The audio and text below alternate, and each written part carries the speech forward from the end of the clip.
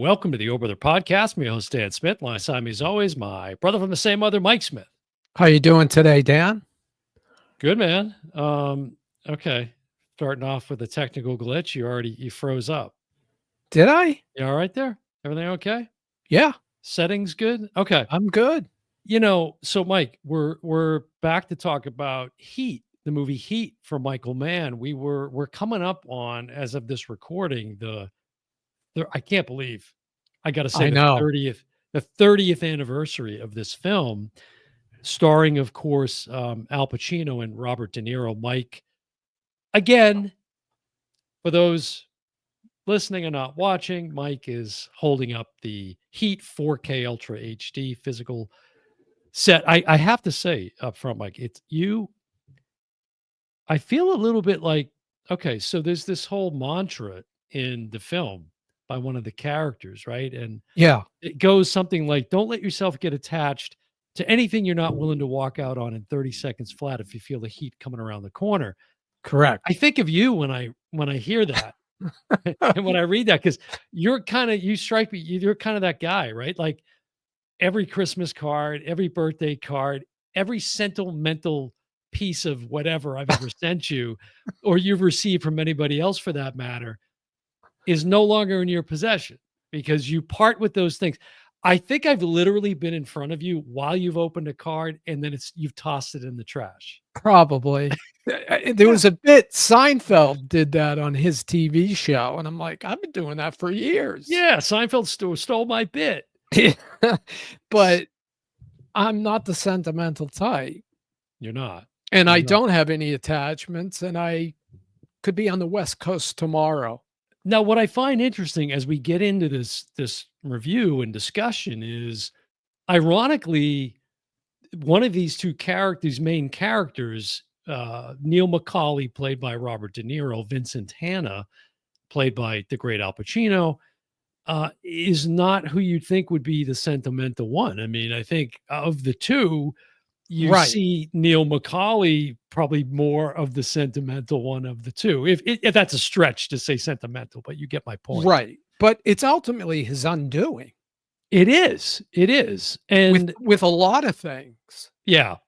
Now we've talked about we did an episode on Manhunter last Right. Halloween Fest, One which of of course, Michael Mann's early films. right, which was kind of the setup to the whole Hannibal Lecter, Silence of the Lambs, that franchise. And then And that got remade as Red Dragon by Brett Ratner. mm, Same story, just different actors, different cast.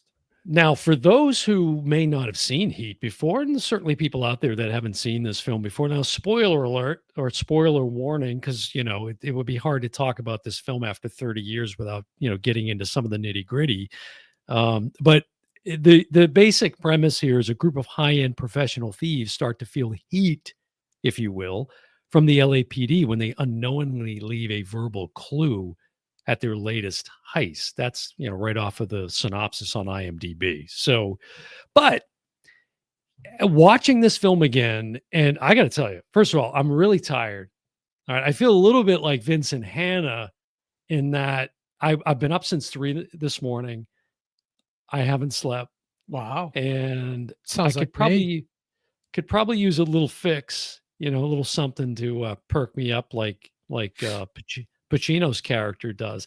Yeah, and see, that's one thing I didn't realize about Pacino's character originally until you start diving into the extras on, if you have the physical disc or if you find a lot of the extras out on YouTube. Is he talks about, as he and Michael Mann had discussed, his Yeah, character does what they call chips coke. correct. He dabbles in cocaine from now and then. The guy's up round the clock, and Right, he's and it very as they're thieves, they're usually stealing when everybody's sleeping. well. I'm talking about Pacino, talking about Yeah, Vincent his Hanna. character specifically, but the rest, I'm guessing, Val Kilmer plays kind of his young apprentice, Yeah. and I'm guessing he's the same way. So let me just run down the principal cast and maybe a couple of extras in there. Obviously, Al Pacino, Robert De Niro, right? Those are your two main characters here. Val Kilmer, of course, is in this. Ashley Judd was really good in this film too. It kind of made me miss her on the big screen. John Voight, who I think is just a fantastic actor. Amy Brenneman, Diane Venora, who plays Pacino's, well, I guess wife in the film, but the relationship is very strained. Let's put it that way. Tom Sizemore, and Michael T. Williamson, who some folks might remember as Bubba Bubba Gump Gump, and in that's how he Forrest Gump. got the part, which is funny. That's right. Yeah, mention that real quick. Yeah, like, he was called by Michael Mann, who was with Al Pacino, and said, "Hey, can you meet us in an hour somewhere in LA?" He was on his way to a fishing trip. Yeah. He turns around, goes, and they said, "Look, we just, we feel so bad that you didn't get nominated for an Oscar. We want you in our film." They had already cast the part. So they Right. paid the guy and he stepped in and took over, but they were so impressed by his take in Forrest Gump. They wanted him in this movie. A pretty easy gig for the other guy. Um, Dennis Haysbert, Yes, who, if folks might remember, played the president in the series 24. 24. Now, a very young Natalie Portman Very is in young. this.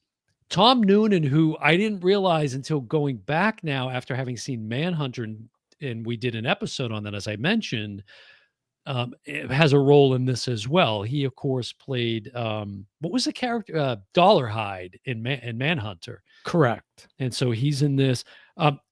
Danny Trejo is really good in this film. One of his, I don't think he had done a feature film prior to this. If he did, it was a very, small part. But, and then I just kind of honorable mentions. I got to do a shout out to Tone Loc, who has a Right. really small cameo in this. Henry Rollins, another musician who's in this. And then Jeremy Piven, I forgot, was in this as well. Right. Which he Plays plays a a vet. veterinarian that.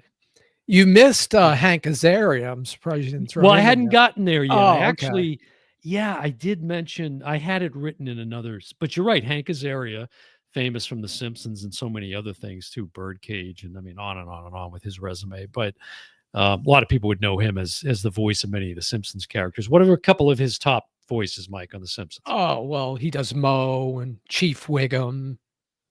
He used to do Apu. There's a whole scandal that you can Sure, look into out there, sure. but he does a lot. Him and Dan Castellaneta do a majority of the male voices, And along he's with Harry Homer. Shearer. Yeah, Castellaneta is Homer. Yeah. So jumping ahead to the critical scores here. We talk often on the podcast about Rotten Tomatoes and IMDb. We just use those because they're most commonly referenced. And Rotten Tomatoes has the critic score at 83 with the audience at 94%. And then it's got a meta score on IMDb of 76. So I thought it was it, higher than that. I feel like it's worth noting with that is it fair to say that Michael Mann's body of work is still underappreciated? Yes. And like Kubrick, he doesn't make a lot of films and he takes his time. This film had 95 locations. That's unheard of. Now, this film could not get made today, especially there's a lot of the ending at LAX. Mm-hmm. And there's a sequence with Robert De Niro running in front of a real 747 plane. You can't do that. Since 9/11, you can't get near an airport to shoot. Right. Yeah. I think So I had a shot of that.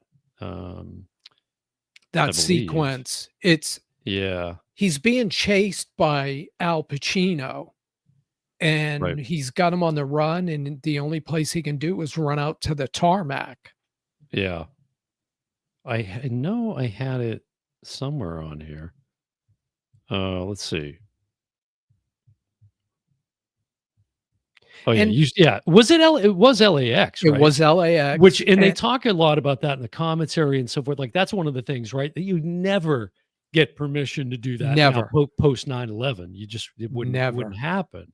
So you got to appreciate those aspects of the movie because you'll never see them for real Right. again. Right.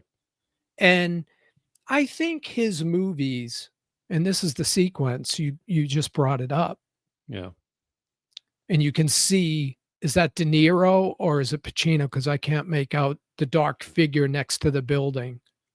Yeah, in this particular shot, that's De Niro's character. Yeah, and Yeah. that's on the tarmac at LAX. Yeah. And there's this whole tactic that he's employing there, which is utilizing the lights of the incoming planes Correct. on the runway, right, to expose Vincent Hanna, Pacino's character. Yeah, if you've ever Fascinating. looked out the window while you're landing in a plane, these bright lights come on as the pilot, to light up the runway for the pilot. And Mhm. Michael Mann used those lights to light the sequences. It's kind of brilliant stuff. Yeah. Yeah, so, but, And we should you point out, mentioned. Dan, we should Yeah, point out this is the first film that Robert De Niro and Al Pacino share the screen. They were both right. in Godfather 2, but they were in different timelines and never on screen at the same time. Now, they went on to work a couple of times that just not good, 88 seconds. Um, there's another one, I can't think of it, not good. But this one, man, when they're together on screen, it's the best part of the movie.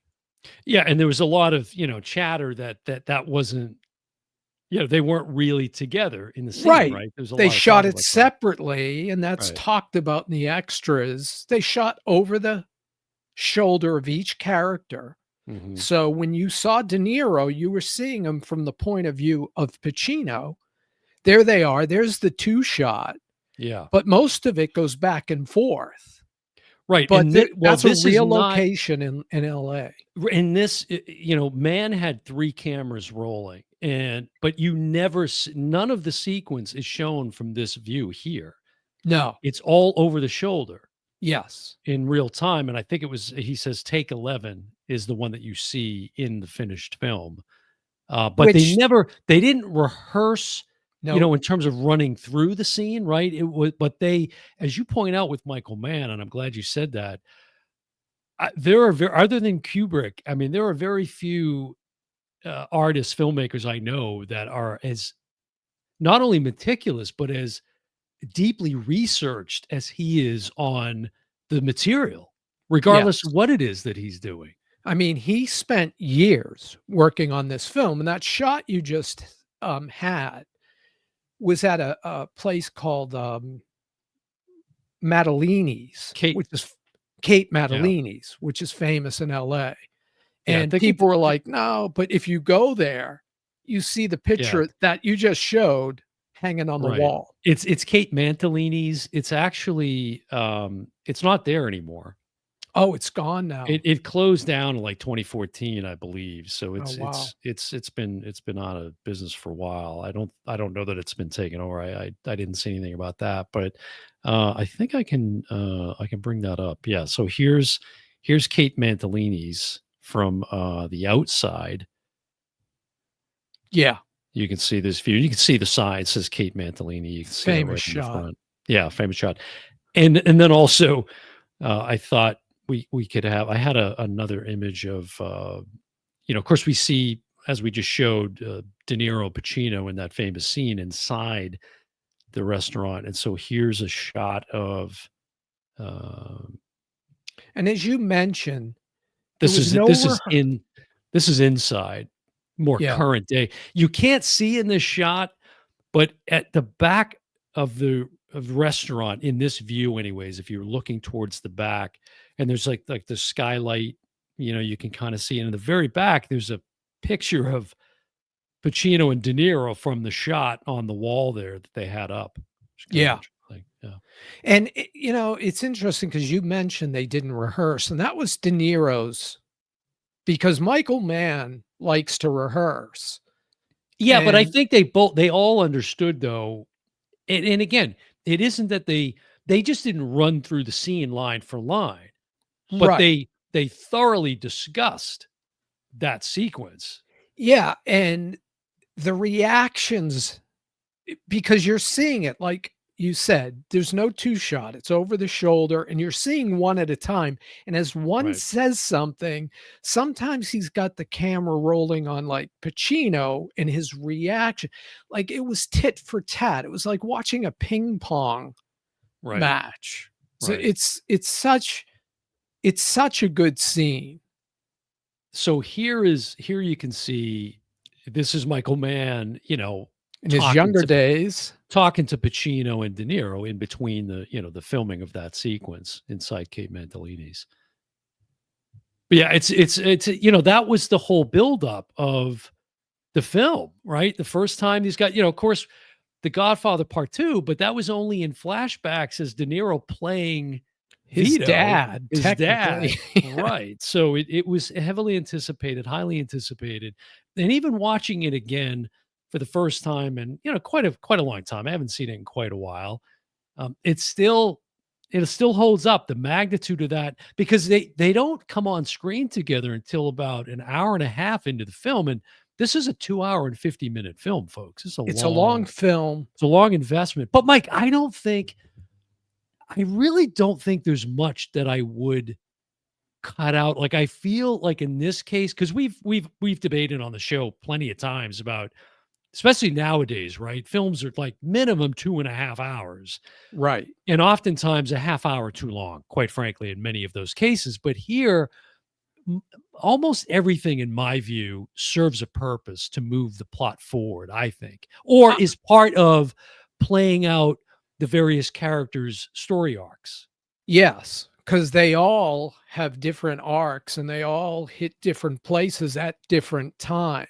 Right. And it's interesting because there's on the one of the extras, it's Christopher Nolan, who at Yes. that time was not as big. He had already done Batman. This was, I think it was 2015, right? That he did the It was panel? Or before was it Dunkirk. 2005? It was before Dunkirk Okay. I or the can't remember making what of it said Dunkirk. now. It Yeah. was like Yeah. 10 years ago. Yeah. And but it was before Oppenheimer, which got him all sorts of Oscars. And he talked to Michael Mann about how many outtakes, and he said maybe two. Now, if you go to the disc, they have about 7 or 8 deleted scenes that you can watch, and they serve no purpose. Right. So I think he cut it, pretty deep. And again, 95 locations is insane. Yeah. It's crazy. I find now this is interesting because this is not discussed in any of, and I watched every single extra, all the extra content on the digital release because the digital release is loaded as well. Yeah.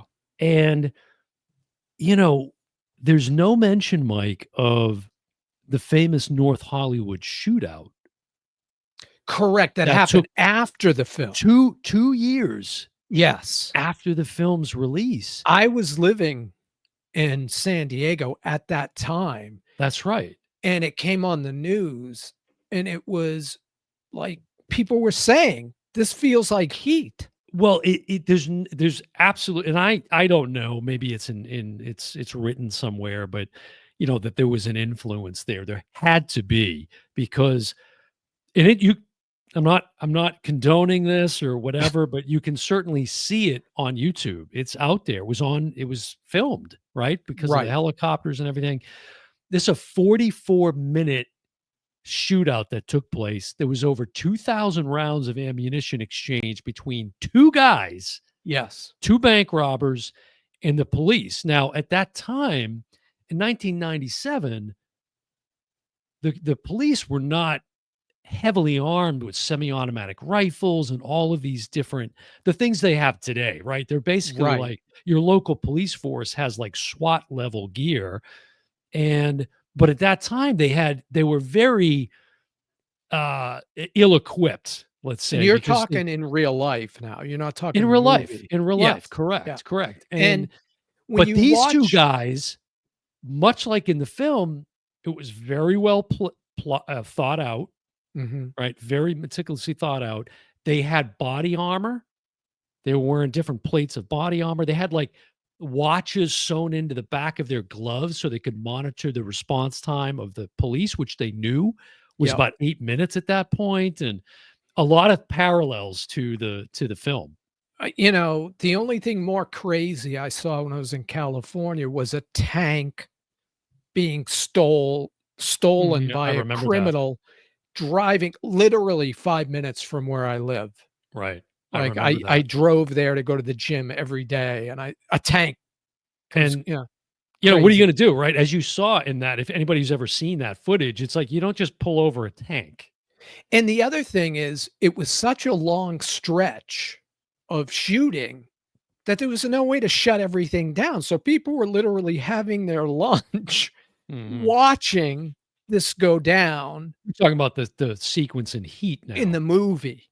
So Right. in the movie, people were watching almost as bystanders like happened 2 years later in real life. Mhm. Crazy stuff. Yeah.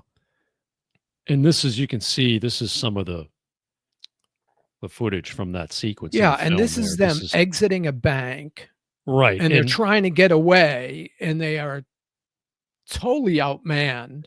well, and here's the interesting thing. The very beginning of this shootout, as you saw in that at the very start of the clip, is Val Kilmer's character, Chris, is trying to make it to the car, pretty calmly, right? Very sort of casually and everything. And then he spots one of the cops across the street and does not hesitate for a second to To start pull the trigger. unloading that. Yeah. And they're all listen, that's one of the pieces of dialogue between Pacino and De Niro is, listen, man, if it comes down to it and it's between, some poor bastard that you're going to make his wife a widow, I'm taking you down. Right. Pacino's character says, right? Vincent Hanna says that.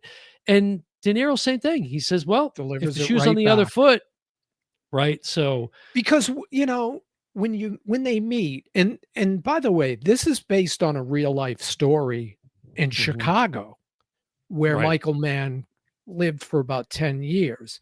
The characters' Well, he's from names, there. He's, he De was, he, Niro's name was the same as the character that was in the actual well, shootout. Chuck Adamson, Right, was one of them.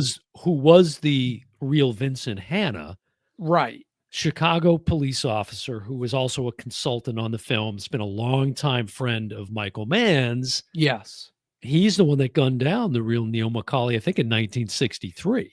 Right, and the name was Neil McCauley. And they had a similar encounter where they ended up getting a cup of coffee together or whatever, all of And that you is get the feeling that they like each other. mhm, This is not it's funny because Pacino is in a chopper, and then he goes down, lands, picks up a car, pulls over Robert De Niro and says, "Why don't we have a cup of yeah. coffee together?" De Niro, meanwhile, has a sidearm.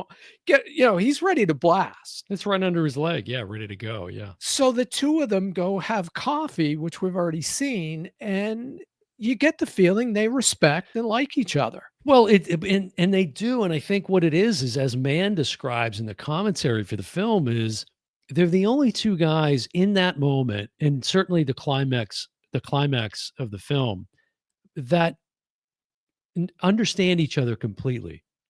Yep. They're two guys that are very, as Mann describes, very self-aware, and so they're again in that point in time, they're the only two guys that really kind of understand each other. And what I found fascinating too in kind of the analysis of the film is this whole thing that man keeps going back to, which is the theme of risk and reward and consequences of our actions and the decisions that we make in a split second.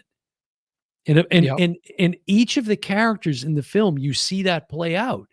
Dennis Haysbert is a great example, right? He's just gotten out on parole, Right. right? He's literally just gotten out of prison. And it's almost like 10 minutes later, and he gets sucked right back in because he's faced with that decision when Neil McCauley meets up with him at a diner that he's got a job at. He's just got employed trying to As a make good cook, and as a the cook. owner is taking half his pay, and Right. And De Niro's character, Macaulay says, you in or you're out. So, and that's really, I think, the central theme throughout the whole film and the story. Um, it but ends that way with Val Kilmer as mm, well, sure. in or out, and he doesn't necessarily like the choice that he's faced with, but Same thing with his wife in the film, played by Ashley Judd. yeah, She's making the same well, she's making a similar decision correct. in the moment to cue him, to tip him off, right? Yep, That the heat's coming down on him. yep. And it's a very heartbreaking sequence It too is, in the film. and, I've never seen the movie LA Takedown, which is on Michael Mann's resume. Have you? I have not. I It have was not. 2 years prior to Heat, and I Mhm. gotta believe that was like a warm up for Heat, but I've never seen the movie, but when I read the description, I'm like, "Hmm, was this Yeah. supposed to be Heat?" You wanna talk Yeah, about there's this? Val Kilmer, who was Right. filming Batman Forever at the time, which was horrible. It's when the Batman franchise was at its absolute it was lower when George Clooney took over. Mhm. So he was splitting his time. There's an extra, and it's very sad. We talked about it with a majority of the cast, and Val Kilmer's there. And anybody that knows Val Kilmer today, Yeah. if you saw Maverick, which was the Top Gun sequel, and he played Mhm. the character's best friend, Right. he uses a computer to speak, and I think he delivers one line with his voice. That's not an act. Val Kilmer has something wrong with his throat, and at the time of that interview, Mhm. he was doing this is after Batman, this is, 20 years later. Right. His tongue is numb, and you can barely understand what he's saying, Mhm. but he's in a great mood, he's happy to be there. It's a real sad, uh, for a guy who was on top of the world as an actor, and Pacino also filming a movie at the exact same time called Looking for Richard, Mhm. which is about, is Shakespeare, Yeah. and he used some of the Heat crew to film his movie. Man, let him borrow crew members. Right. And we've watched that, you and I, a couple of times in Orlando back when I was there. This is a nice shot of Val Kilmer's character and Neil Macaulay, played by De Niro, in this very sort of this place on the ocean, that De Niro has, or Neil Macaulay rather, has, is renting out as his. Yeah, There's like no furniture. It's just like the absolute basics of what you need to survive. yeah, Because again, that whole mantra of like you got to cut and run when the heat comes around the corner. You got to be ready to go and no attachments. And right. actually, in this sequence that the still is taken from, that's really what the discussion is here, because Val Kilmer's character is telling De Niro's character that, he's Ashley Judd is his world. Like that, the sun rises and sets with her, right? And And he's that's what got he a kid says. with her, He's got a kid. and Yeah. he doesn't wanna give up his kid, he doesn't wanna give up her, but Yeah. Neil's telling him, "This is the way it's gotta be." That's a slippery slope. Right. And it's But he, really interesting because there's a shot of him with Amy Brenneman. They're looking mm, out at the same water at night, mhm. and they had to use green screen because they That's right. couldn't get it in focus or something. That's right. So you're seeing a fake background, but then it's really it's a great extra. It's on the Christopher Nolan interview. I, And the other thing, while I'm on it, Christopher Nolan did a movie early in his career called Insomnia that mhm. stars Pacino and the late Robin Williams in a dark role. Right. And don't you think that film was influenced by Michael Mann? Sure. Sure. The blues of Alaska. Sure. Well, I think there's a I don't know timing wise, but like I thought of the movie The Town, right? That Ben Affleck did in terms Yeah. of there's almost a similar sequence in that with this sort of shootout type, and I found some similarities there. Christopher Nolan's A Dark Knight. What's interesting is um, because again, there's a similar exchange there. I think there's some influence there with from Heat, and in fact, I kind of found an interesting note, which is William Fichtner, who plays a character in Heat called Van Zant, Mhm. right? Who one of many that meets their demise at the hands of Neil McCauley. He is the character in the opening sequence of The Dark Knight when Heath Ledger's character goes Yeah, into a bank and he puts a grenade in his and mouth. he confronts him. And it's just interesting in the bank connection. I found that That's very right. interesting. You know That's what's right. wild? Go back, Mike, and watch the sequence of William Fichtner's character Van Zant meeting his fate, and tell me whether or not, if I'm wrong, that you can clearly see as his character falls backwards, some cords that are running up his leg that were attached to the squibs that they lined his chest with when he took about 3, 4 bullets to the chest. I'll have to I didn't see it It's in real time. it's a weird, yeah, go back and watch it. I mean, I'm like, is a cord to a lamp? But I Yeah. think it was just a miss, And a one other selective th miss. just to name a few of Michael Mann's movies, Yeah. Thief, Last Mhm. of the Mohicans, he did Ali, which Spike Lee railed against, that it had to be done by a black director. He won Will Smith the Oscar, or got him nominated, I don't know if he won it. No, Um, I think, yeah, nominated him. Insider, great movie with Russell Russell Crowe Crowe. and Al Pacino. Collateral, Tom Cruise, Jamie Foxx.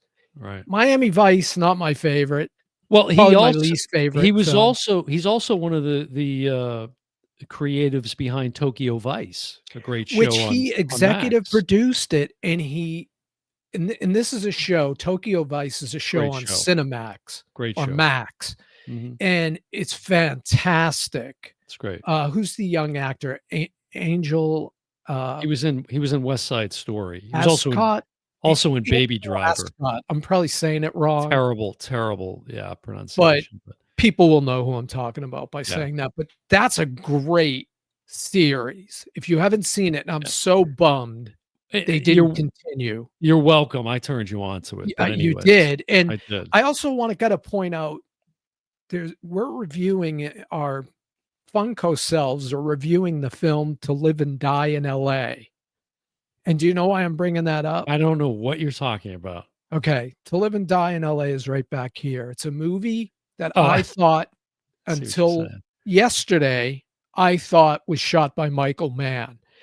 It turns out it was shot by William Friedkin Mhm. of Exorcist fame, Right. We talked about it. and Michael Mann sued Friedkin because he said, "That's my Miami Vice script," like, Mm, almost verbatim, mhm. and they went to court, they settled, and then they became friends, and Friedkin often talks about how much he was a fan of Michael Mann. Let me mention a couple of other little tidbits that came up that were kind of interesting. Some like 6 degrees of Kevin Bacon for anybody that gets the reference. One before I get to that, one thing that I thought was really cool. This is brought up in one of the extras.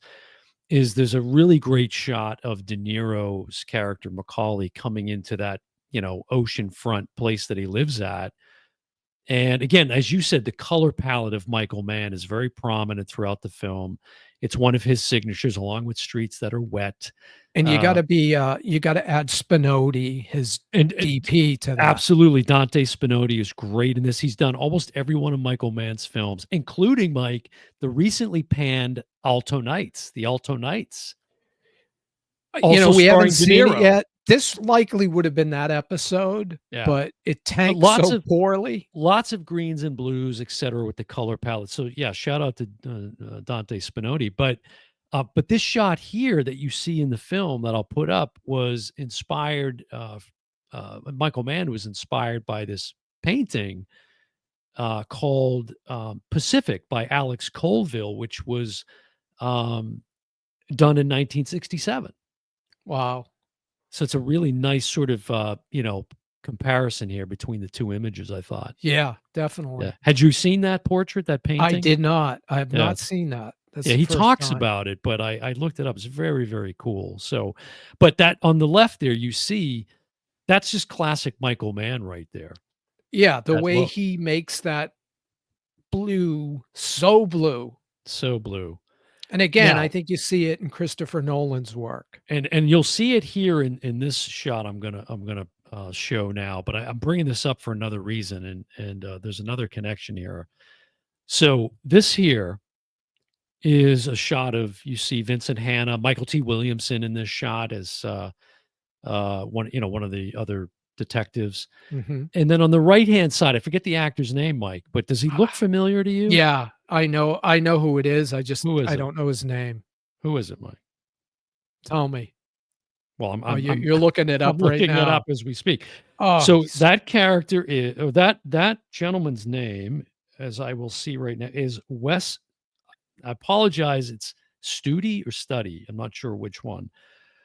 But I Mike, don't know, but it's funny to you his said credit, this. Yeah, he's a great character actor. That's why we don't know his name, but he's been in that's a true. ton of That's a good stuff. point. Well, most importantly, as related to this discussion, last night I watched Mike for the first time ever, The Last of the Mohicans. Oh, wow. And gentleman that you see on the far right here plays the character Magua in The Last of the Mohicans, the And it's antagonist. I have Last of the Mohicans up behind me, There he is, right there. and I forgot he was in it. I haven't Yeah, he seen it in a while. It was Daniel Day-Lewis, the lead in that film. correct. Yeah. I don't So know if I that thought was that one was of his an Oscars. interesting thread to see this. Yeah. He'd work with him, obviously multiple times. So the other thing I wanted to, you were talking earlier about being based on actual people and all of that. Here was an interesting thing. The character that John Voight plays, his name is Nate, Mhm. and he's the one that, gets these scores Right. and feeds Sells the them sells basically them basically to to, the yeah, highest got bidder. guys like Neil McCauley. And he's based on a guy named Eddie Bunker, who was a bank robber. And in prison, he wrote a very famous prison novel called No Beast So Fierce, Hmm. which I believe also inspired the film Straight Time, starring Dustin Hoffman and M. Emmett Walsh, who we just That's right. talked about Just during talked our about it. our Blood Simple episode. And Michael Mann was an uncredited writer on that screenplay for Straight Time. It's just weird, sort of Yeah. all these connections, Well, if you look at Michael Mann on IMDb and you look at all the things he's done from camera operator to Yeah, he's done it all. he's done it all. Yeah, And I don't know where you put him in the pantheon of directors. He's probably in my second tier. I almost grimace when I say that because he's so good. yeah, But the movie, like you said, the IMDb was what, 76? 76. Yeah, Yeah. I think it's, in the upper 80s. I wouldn't put it in the 90s. No, I wouldn't put it in the 90s either. I got to say, just a quick side note, having mentioned Last of the Mohicans and Yeah. having just seen that, it was good. Did not think it was great. Did Yeah. not think it was great. Did not. And, So, like you can argue Insider, you can argue Thief. There's a Collateral. lot of movies of his you can say this is his best movie, but I think he fits. But if nothing else, the lengths that Michael Mann goes to research for a film, I mean, it's second to none, and it's just really impressive, the detail, the meticulousness with which he approaches these projects. As you said, they're few and far between, relatively speaking. But this is.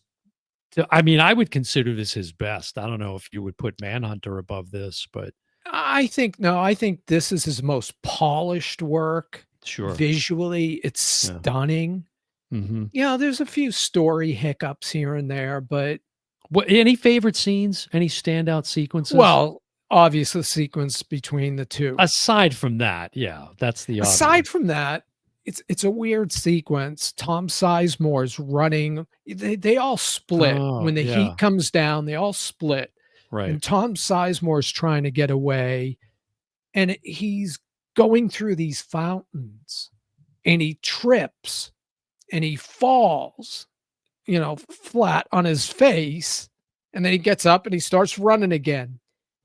And I thought that scene for me, not this commercial, but that Right. scene for me says a lot about Michael Mann and getting Yeah. it right.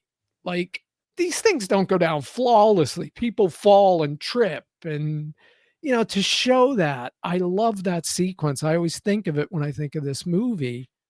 But outside of, the De Niro, lived up to the hype, Yeah. Well, which I think few films do.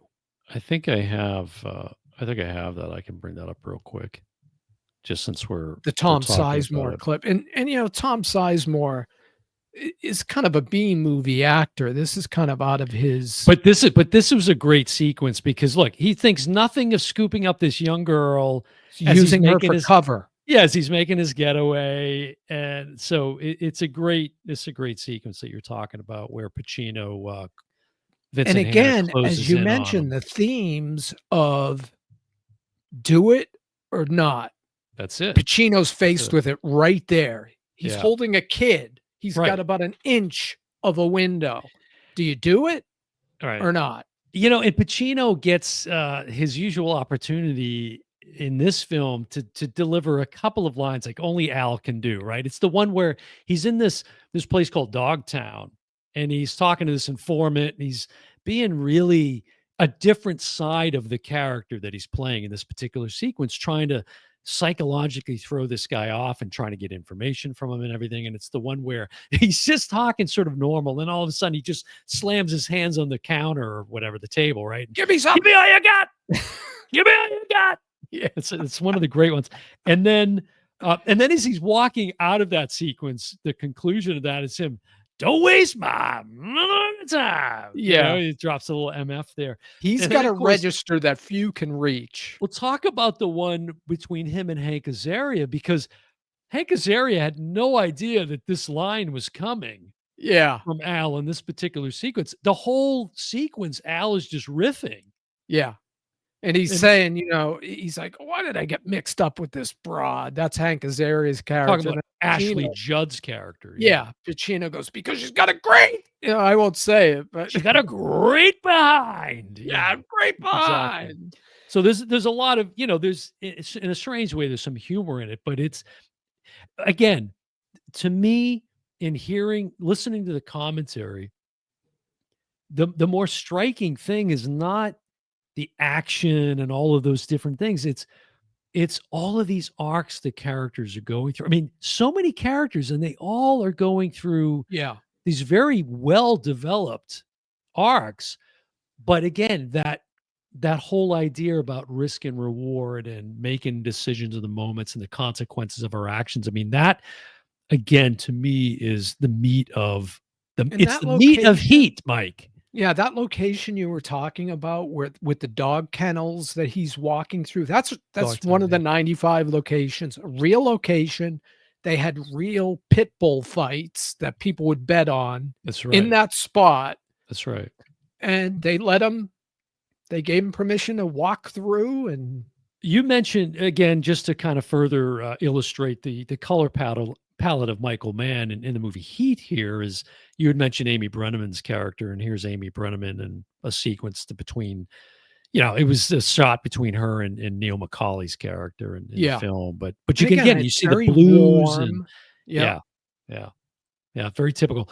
Great stuff. It was good to watch it again. Again, coming up on the 30th anniversary. It came out December 15th, 1995. I can't believe And it's been 30 years. I don't know if it was Spinoti or one of the cameramen remarked about the 4K transfer being. It was Spinoti. It was Spinoti. He said, now that I see it in 4K, and this is 10 years ago, I'm not sure we had 4K 10 years ago. He's in my corner because he says the digital is the way to watch this. Right. And then and Christopher Nolan, because it's on that panel they do, Yeah. Christopher Nolan almost challenges the comment, and Spinoti comes back, he's like, "No, trust me, Yeah. you know, I Yeah. lit the thing. I know. I'll tell you, It's what's funny. what." Yeah. Well, great film, great And performances. before we wrap up, Yeah. there's talk, and if you look on the IMDb page, Heat 2. Well, now here's the thing, Mike. So the novel's already been written, and the novel came out a couple years ago, I think almost, Heat Yeah. 2. And there's rumors, as you say, that Adam Driver, And Austin Austin Butler, Butler. but the more I thought about this, and there's recent interviews with Michael Mann talking about it. In fact, the screenplay is written. Yeah. It's written. So, but N and the more I thought about it throughout the day in anticipation of the episode here, it's another one I was like, "No, just leave it Leave it be. alone. Leave it. It's fine, you get the novel, but leave it in the novel. Let Yeah. it play out in the novel, whatever you wanna do with those characters." I mean, It's it's kind been of like done. John Grisham's movie, The Firm, right? There's now a sequel Yeah, novel right. about where the couple is today. Tom Cruise and Jeannie Tripplehorn play Mhm. the couple in that. Right. It's a good movie. Don't touch it. Don't do The Don't Firm touch it. 2. No, it's just this. Now I know Michael Mann, he's not, it wouldn't be for the money. Like, I really think he feels strongly about the continuation of this story. But But I don't wanna see anyone else as these 2 characters, I don't either. I don't either. especially when it's done by Pacino and De Niro, both in their prime Right. at the height of their fame. It's sacrilegious. Just let it Yeah. be. Let it be. Anything else, Mike, as we wrap up this conversation on Heat? No, I just, I'm a big fan of it. It's, it's not my top 10, but Yeah. it's definitely a movie, and it's one of those movies a lot of times I'll watch half of it, and then I'll finish it Mhm. a couple nights later. It's, you know, so if you watch it now, like, if it got released in the theater now, it might not play well because of the length, but Yeah, maybe, having yeah. the ability to watch it in your home on a, big screen, Absolutely. 4K. I mean, Yeah. fantastic. Take Dante Spinoti's word for it, folks. All right, well, listen, there you go. There's the 30th anniversary review of the movie Heat from Michael Mann. It's going to do it for another episode of the O Brother Podcast. Been your host, Dan Smith. Alongside me, as always, my brother from the same mother, Mike Smith. And we will see you next time. Bye, everyone.